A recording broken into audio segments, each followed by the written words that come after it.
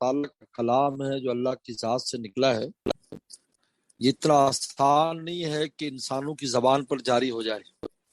اگر نبی کریم صلی اللہ علیہ وسلم کا واسطہ نہ ہوتا تو ہم اس قرآن مجید کے ایک لفظ بھی زبان سے ادا نہیں کر سکتے، اس لیے کہ قرآن کے الفاظ میں جو نور ہے اس کا اتنا وزن ہے کہ لو انزلنا ھذا القرآن علی جبل، کے پہاڑ پر بھی نازل فرما دیتے اللہ تعالیٰ تو وہ بھی زمین میں دھنس جاتا۔ اور خود پیغمبر صلی اللہ علیہ وسلم پر جب وحی اترتی تھی تو آپ کا جسم اتنا وزن دار بوجھل ہو جاتا تھا کہ اونٹنی بیٹھ جاتی تھی، اتنا مضبوط جانور ہے لیکن وہ بیٹھ جاتا تھا۔ اور صحابی فرماتے ہیں کہ حضور صلی اللہ علیہ وسلم کی ران مبارک میرے ران پر تھی اور چھوٹا سا لفظ نازل ہوا، غیر اولی ضرر، یہ لفظ نازل ہوا اور مجھے آپ پر اتنا وزن آیا کہ مجھے ایسے لگا کہ میری ران ٹوٹ جائے گی۔ اب اتنے اس میں ثقل ہے اس اللہ کے کلام میں، لیکن میرے اور آپ کی زبان پر جاری ہو جاتا ہے کیونکہ الرحمن علم القرآن، اللہ کی شان رحمت ہے جس کی وجہ سے ہم مجید پڑھ لیتے ہیں۔ اور میں رحمان نے قرآن سکھایا ہے۔ فرمایا کرتے شاہ کی رحمۃ اللہ علیہ کہ قرآن سکھانے میں استاد میں بھی شان رحمت ہونی چاہیے، یہ جو ڈنڈے مار مار کر فنا کر دیتے ہیں، بلکہ شان رحمت کے ساتھ پڑھائے، محبت کے ساتھ، جذبے کے ساتھ، اور خدا سے مانگ کر پڑھائے تو قرآن مجید کی تعلیم شاگرد حاصل کر لیتا ہے۔ ماشاء جو میں نے تمہیں دل دیا ہے، تمہیں زبان دی ہے، جسم دیا ہے، وہ اس لیے دیا ہے کہ زبان سے قرآن مجید کو سیکھو، پڑھو اور اس دل میں قرآن مجید کو بساؤ۔ قرآن جتنا اس کو یاد کرو، ہر مسلمان کو کچھ نہ کچھ قرآن یاد ہوتا ہے، ورنہ نماز کیسے پڑھے گا؟ اور اس جسم کو اس قرآن مجید کے مطابق اپنی زندگیاں اپناؤ۔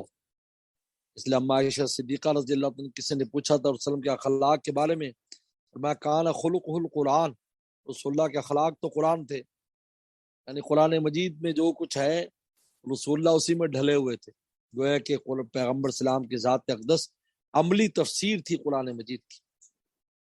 تو الرحمن علم القرآن، یہ قرآن کی جو تعلیم ہے اس میں اللہ کی خاص رحمت شامل حال ہوتی ہے، خواہ وہ حفظ کرے، خواہ ناظرہ پڑھے، کسی بھی ترتیب سے، اور جب روزانہ کی تلاوت مثلا کرتا ہے، اللہ نے روزانہ تلاوت کی توفیق دی ہے، یہ دلیل ہے کہ شخص کے اوپر اللہ کی رحمت ہے، اسی وجہ سے یہ تلاوت کرتا ہے۔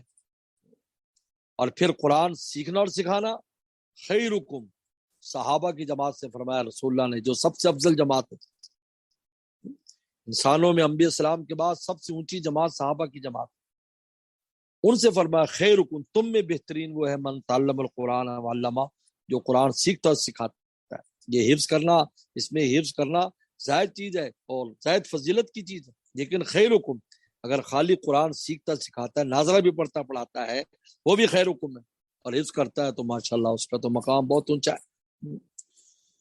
اس لیے رسول نے فرمایا کہ جو قرآن اچھا پڑھتا ہے، ماشاءاللہ جیسے بچیوں نے سنایا، آپ اس کی تلاوت کرتا ہے اور تجوید کے ساتھ صحیح طریقے سے پڑھتا ہے، رتل القرآن ترتیلا، رتل القرآن ترتیلا، ترتیل سے قرآن پڑھے، یعنی اس کے پورے آداب کے ساتھ اور اس کی پوری رعایت کرتے ہوئے، الفاظ کی رعایت کرتے ہوئے اور پورے آداب اور طہارت کے ساتھ قرآن پڑھو، رتل القرآن ترتیلا۔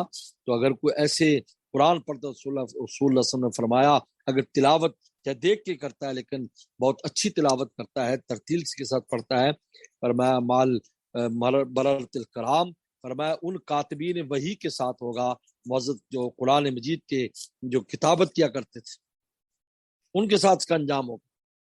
اور اگر اڑ اڑ کے پڑھے گا، زبان جو ہے نا وہ نہیں صحیح چل رہی، بڑی عمر میں سیکھا ہے، تو فرمایا اس کو ڈبل اجر ملے گا، ایک قرآن پڑھنے کا اور مشقت اٹھانے کا۔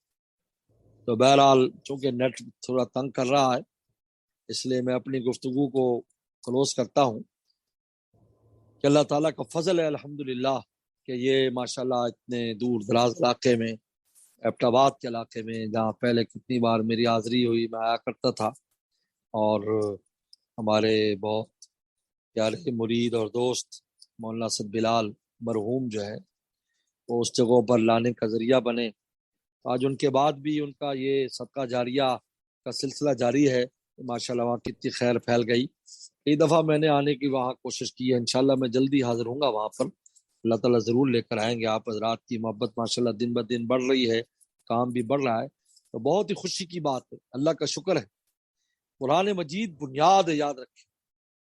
اگر قرآن مجید انسان کو نہیں آتا، پڑھ نہیں سکتا، اور قرآن مجید سے اس کا تعلق نہیں ہے، تلاوت کی توفیق نہیں ہے، تو سمجھو کچھ بھی حاصل نہیں کیا اس نے دنیا میں. اسی وجہ سے امام نبوی رحمۃ اللہ علیہ نے لکھا ہے کہ ایک آدمی بہت عبادت گزار ہو، عبادتیں کرتا ہوں، بہت عبادت گزار ایک آدمی، اور ایک آدمی جو ہے وہ جال دن جہاد میں بھی رہتا ہے، ایک آدمی تبلیغ میں رہتا ہے ہر وقت، ایک آدمی مدرسے میں ہر وقت تدریس کرتا ہے، ایک آدمی رزق حلال میں سارا دن مشغول رہتا ہے، اور تلاوت نہیں کرتے یہ لوگ. فرمایا خسارے میں لکھا ہے. یعنی قرآن مجید سے ہمیں اتنا مضبوط تعلق کی ضرورت ہے. اس لیے الحمدللہ یہ مدرسے میں کتنی بچیوں نے یہاں بھی اور آگے ایبٹ آباد سے آگے جو بہن ہیں ان کے ہاں بھی اور یہاں پر بھی، اور ہماری مائیں بہنوں نے نورانی قاعدہ ختم کیا ہے. میں ان سب کو مبارکباد پیش کرتا ہوں، ان کے والدین کو مبارکباد پیش کرتا ہوں. جو بچیاں ماشاءاللہ ہمت والی ہیں، وقت ہے وہ بعد میں قرآن حفظ بھی کریں، حافظات بنے. ازواج مطہرات حافظات تھی، کتنی صحابیات حافظات تھی. ہماری مائیں ازواج مطہرات بھی حافظات تھی. بہت سے لوگ کہہ دیتے ہیں کہ لڑکیوں کا حافظ نہ بناؤ، یہ مسئلہ وہ مسئلہ ہے. ایسے مسئلے تو لڑکوں کے ساتھ بھی بہت ہیں. یہ تو انسان کے اس پر ہوتی ہے. آج بھی میں کسی کو نصیحت کر رہا تھا کہ قرآن کے یاد رہنے کا ایک ہی طریقہ ہے، تعاہد القرآن. قرآن کی خبر گیری رکھو بس.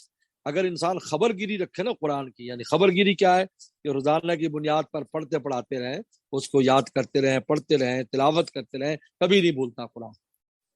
چاہے وہ روزانہ 10-10 5-5 سپارے نہ پڑھے، لیکن تعاہد القرآن، کہ قرآن کا تعاہد رکھو، یعنی اس کی خبر گیری رکھو، تو قرآن یاد رہتا ہے. بس اگر میں تو اتنا تو سبھی کر لیتا ہے. اتنا وقت آدھا گھنٹہ، پونا گھنٹہ، 20 منٹ تو ہوتا ہی ہے ہر ایک کے پاس. اتنا بھی نہ نکال سکے آخرت کے لیے، قرآن کے لیے، تو پھر کیا ہے سارا دن جو ہم ادھر ادھر وقت ضائع کرتے ہیں.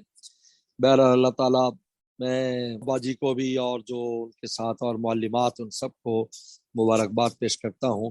اللہ تعالیٰ نے یہ منزل دکھائی، اور اتنی بچیاں اور یہ سب انہوں نے ایک منزل انہوں نے عبور کر لی ہے. اب اگلی بار بھی اللہ تعالیٰ ان کو کامیاب فرمائیں گے. وآخر دعوانا ان الحمد للہ رب العالمین.